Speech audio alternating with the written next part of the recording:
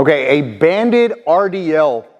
Basically on the banded RDL, you want to get a standard resistance band and anchor it to any surface. I like to loop mine through just like that, okay? And you want it to be even with your hips. You're gonna step through this again. All right, and then you're going to step away, creating tension in your glutes. You'll notice the band is already trying to push me back. You have to take a few steps out to create that tension. The goal here is feet should be a little wider than shoulder width, chest out, shoulders back, and then this is actually going to help you learn to hip hinge, which is good for squats and deadlifts and a lot of other exercises. So basically your goal here is to feel a really big stretch in your hamstrings. So hip hinge. So let me get a little bit more tension here, and then it's pulling my glutes, pulling my glutes, pulling my glutes. Right here, I feel a ton of tension in my hamstrings, in both hamstrings, all right? From there, you're actually gonna thrust up and out. Up and out. This position, clench those glutes as hard as you can. Clench the glutes and flex the hamstrings. Hamstrings, basically get those toes and pull them, all right? They're getting a hold of the ground and you're pulling back. That's gonna help you really contract those hamstrings. Clench the glutes and pull the floor back. All right, so once again, let it take you back, good stretch, and then up and forward. Back, up and forward.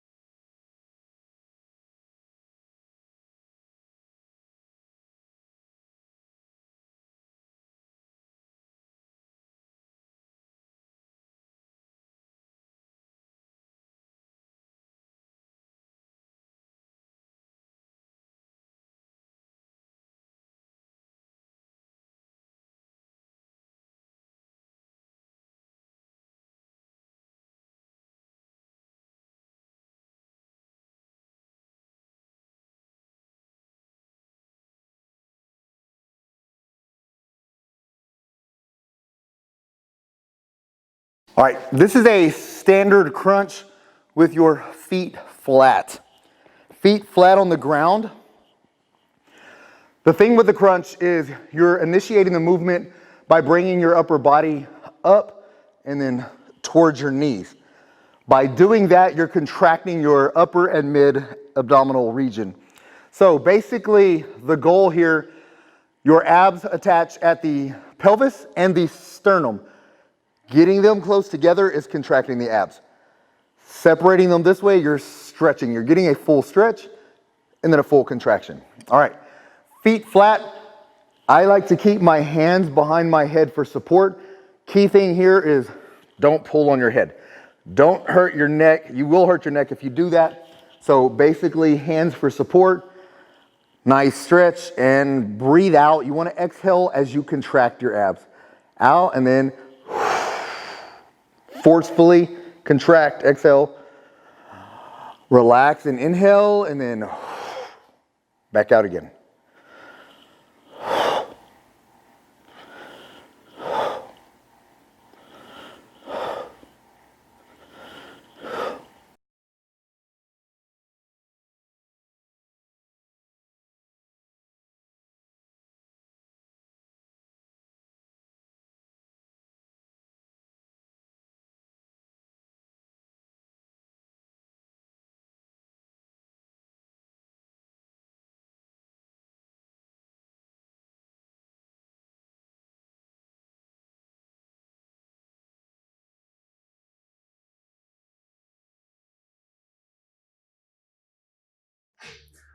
Front raises, I like to keep palms neutral, meaning palms are facing one another. Keep your core tight.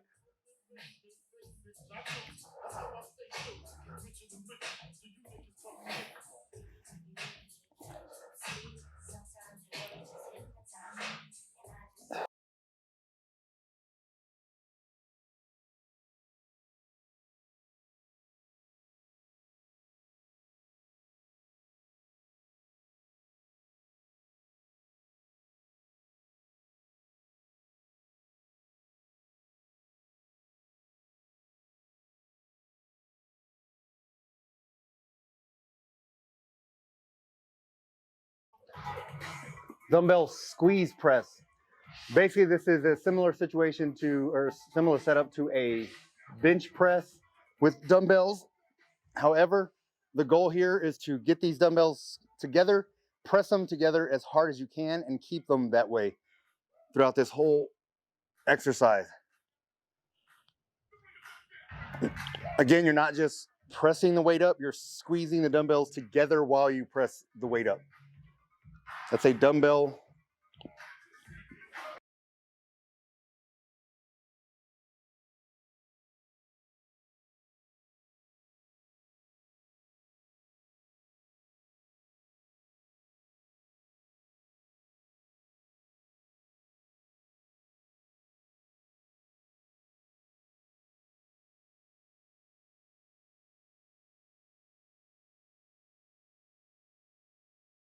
This is an elbow plank vacuum. All right, here's the thing. You want to do a standard elbow plank. Elbow plank, but the vacuum is getting this, you want your belly button and you want to suck it back all the way to your spine. You want to do that and you want to exhale as much as possible. Get all of that air out of here, okay? Blow out, exhale, get the air out and focus on really sucking in those abs by getting that belly button closer to your spine. That is the vacuum. So, elbow plank. Here, and you want your back and neck to be rigid. You don't want your hips to sag all the way down here. You don't want your butt all the way up in the air. Nice, firm here. Keep your core tight. Breathe out. That's exhaling forcefully, and I'm getting my belly button and I'm sucking it all the way up to my spine. Let air back in. Breathe out again. That's another vacuum. Elbow plank vacuum.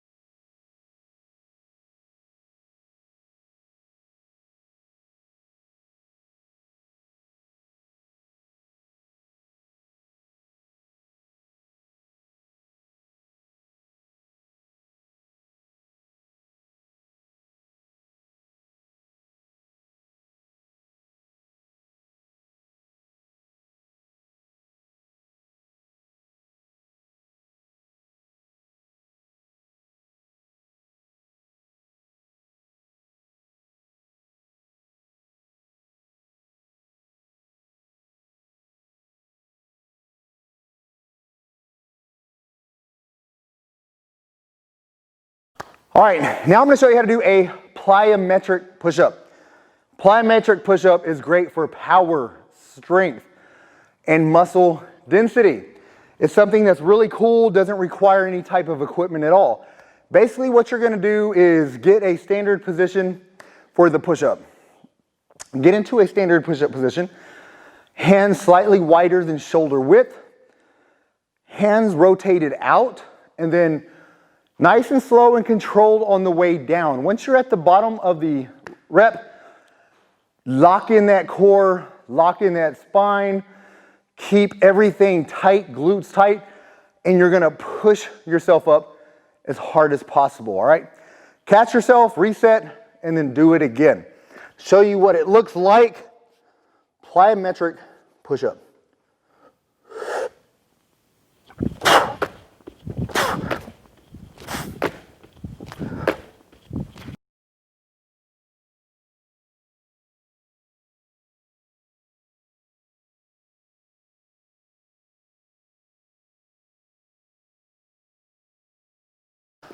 All right, I'm gonna show you how to do a regular push-up. The goal with the push-up is not get your hands too far apart. You'll see a lot of people get their hands really far apart, all right? You basically, what I like to do is go right to shoulder width and then take them out a few inches, just like that. And from this position, rotate your palms slightly. Rotate those fingers out.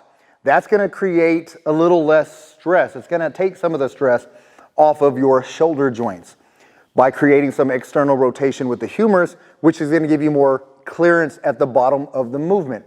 So that's crucial when you're doing push-ups, because if you do push-ups incorrectly for a long time, it's gonna be hard on your shoulders. All right, that being said, hopefully you can see me here. Again, a little wider than shoulder width. Rotate these out. And you want to make sure that your spine and neck are rigid and your core is tight and nice, full range of motion. All the way down, all the way up. Down, up.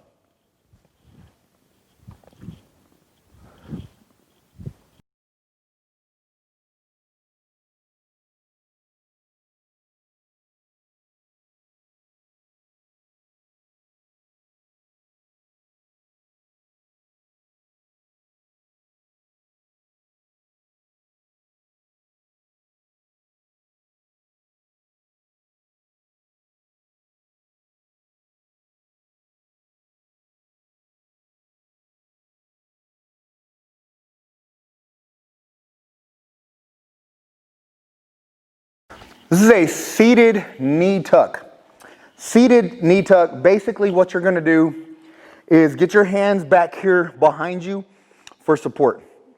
All right, you'll notice here, there's nothing happening, all right? So I'm gonna get my feet up here. Knee tuck basically means you're tucking your knees into your chest. But you'll notice as soon as you lift your feet from the ground, you're creating tension in your abs. That's what you want. You want to create that tension, and you're going to tuck your knees to your chest, and then you're going to extend your feet out. Extend those feet out, get those legs out. The farther you are away from your abs, the more resistance you're adding to the exercise. So basically here, initiate that contraction, knees in, out. In, out. You'll notice as I go out, I lean back. Come in, I lean forward. I'm contracting those abs. By getting that full extension here, you're placing more emphasis on the lower abs, which is what I want you to focus on with this exercise. Another lower ab exercise. Out, knees tucked. Okay, Tricon banded bicep curls. All right, here's the thing. Tricon set 9 reps. First 3 are explosive reps. Next 3 are 10-second isometric holds. Last 3 are full range of motion, super slow reps. Here's the thing with a band. The stronger you are, the more tension you need to create, the wider you want to step, okay? If you don't have a whole lot of strength, you haven't done Tricon sets before, then bring your stance in slightly, and it's going to be a little less tension on the band. So it's all up to your current strength and fitness level. All right, let me get a little bit wider. One last thing I want to mention. When you're doing a Tricon set with a band, the holds are at the highest stretched position of the band, okay? You want to get as much tension as possible. Also, when you're holding it, pull the band apart. You're not just holding the band up. Pull the band apart with each hand and then try to rotate those wrists as high as possible.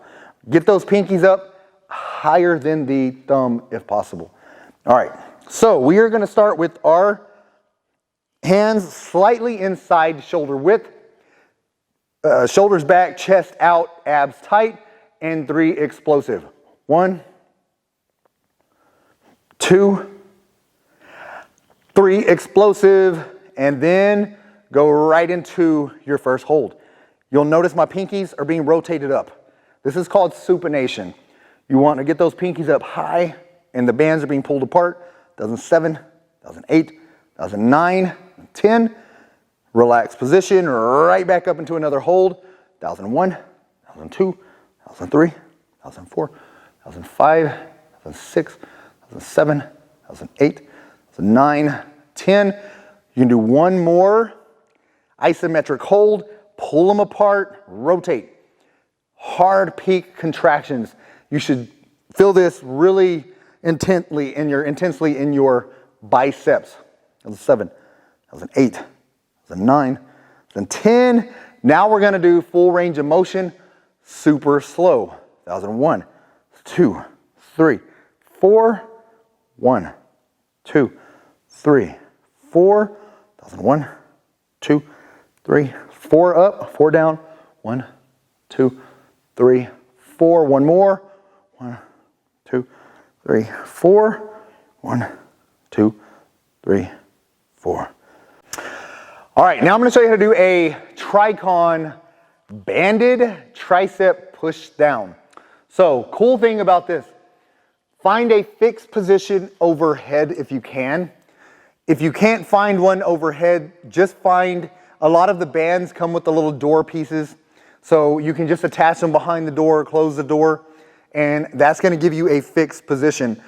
The difference with that fixed position, you're going to step away and then lean forward slightly, and that will still give you the tricep push down version, all right? Cool thing here. Again, this is going to be a Tricon set, meaning 9 reps. First 3 are explosive, next 3 are 10-second isometric holds, followed by 3 super slow reps, full range of motion reps, 4 seconds eccentric, 4 seconds concentric.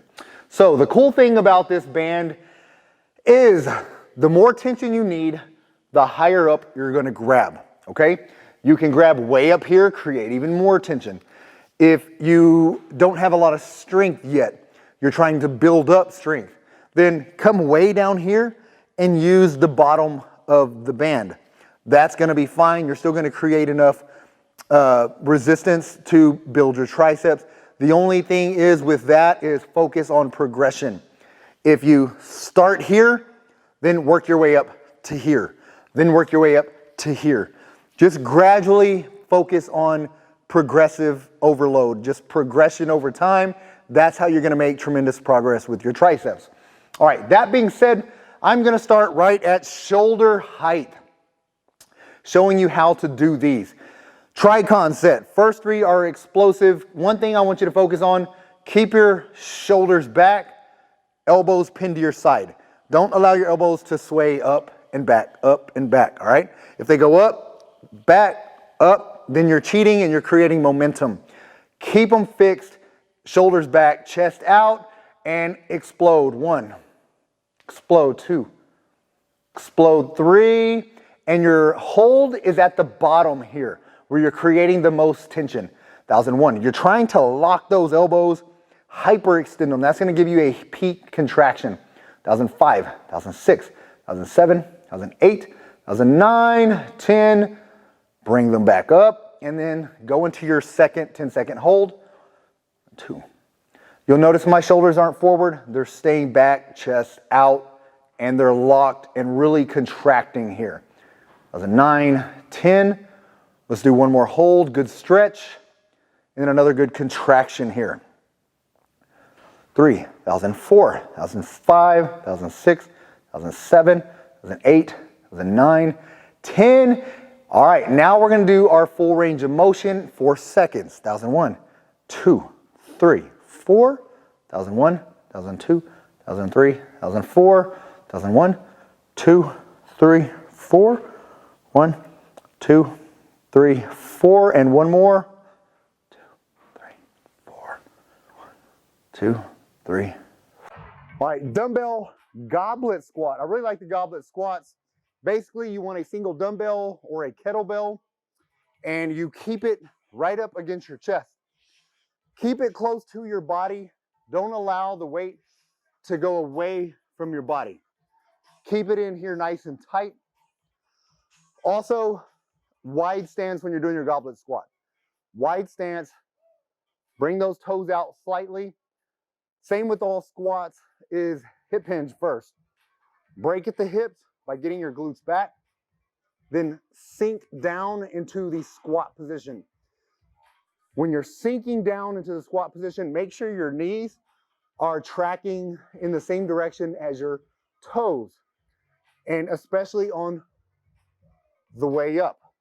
A lot of people have the tendency to collapse their knees in when you're doing any type of squat movement, and that creates a lot of stress on your knees. So basically, those are the main things: hip hinge, dumbbell or kettlebell into your body, upright torso, knees tracking same direction as your toes.